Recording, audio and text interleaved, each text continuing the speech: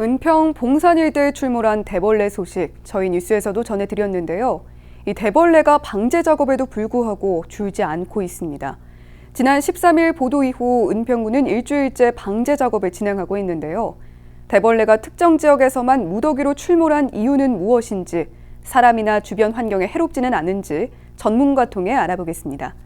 네, 안녕하세요. 네, 안녕하세요.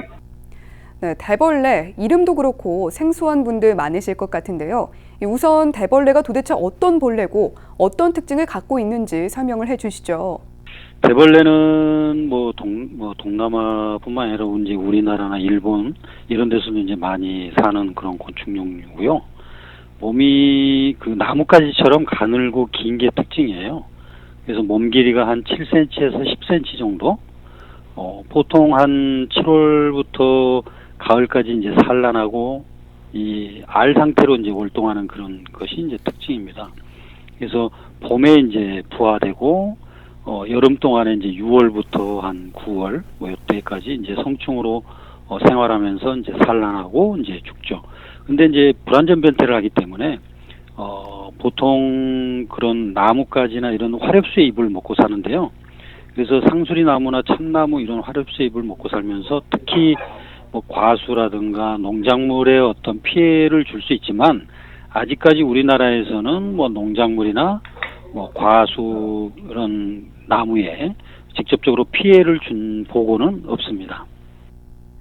네, 저희 자료 화면이 나갔습니다만 대벌레가 참 말도 못하게 많습니다.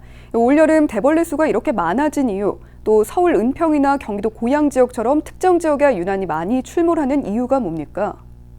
대벌레가 갑자기 이렇게 어느 특정 지역에 많아지는 것, 그 다음에 올해 이렇게 많은 개체 수가 보이는 것은 아마 생물학자들도 상당히 의아해하는 그런 현상이거든요.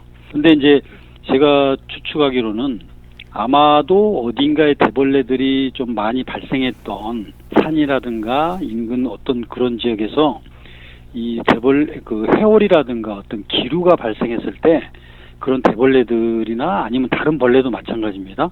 그런 기류를 타고 순간적으로 이렇게 이동해 왔을 수가 있거든요. 그래서 아마 올해는 아니고 작년에 아마 여름 동안이라든가 요때 그 다른 지역에서 발생했던 대벌레가 기류를 타고 이렇게 이동하는 과정 중에 은평이나 고양시와 같은 이런 곳에 많은 개체수가 떨어진 거죠. 떨어져서 걔네들이 이제 가을 되기 전에 이제 산란을 했을 것이고, 그것이 이제 올해 부화되고 자충들이 이제 화립수 잎을 먹고 자라면서 이제 대발생하게 된, 그러니까 특정 지역에서 많은 개체수가 이렇게 보이게 되는 그런 현상이 이제 이런 현상이라고 볼 수 있어요. 그래서 비단 올해 처음 이렇게 대벌레가 나타난 게 아니라 작년에도 어딘가에서 이동해 왔던 대벌레들이 아마 그 지역에 많이 존재하고 있었을 것이고, 걔네들이 알을 낳았던 게 이렇게 부화해서 나타난 현상이라고 볼 수 있겠습니다. 네, 주민들이 많이 이용하는 등산로에도 개체수가 워낙에 많다 보니까 참 걱정이 이만저만이 아닙니다. 사람 몸에 해로운 건 아닌지도 궁금하고요. 또 살림에 나쁜 영향을 미치지는 않습니까?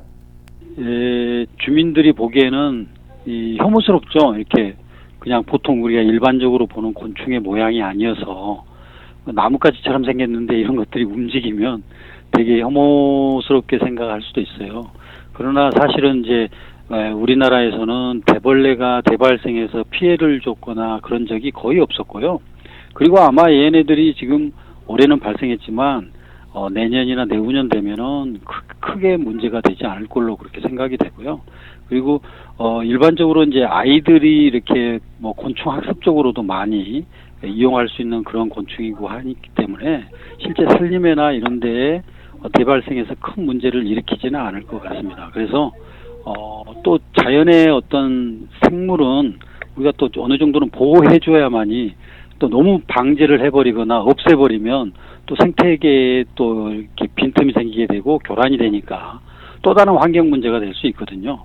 그래서 잘 크게 해를 주지 않는 범위 내에서는 우리가 또 생물도 잘 보호해야 될 것 같습니다. 네, 그래도 대벌레가 사람 몸이나 살림에 크게 해로운 것 같지는 않아서 그나마 다행입니다. 네, 오늘 말씀 감사합니다. 네, 감사합니다.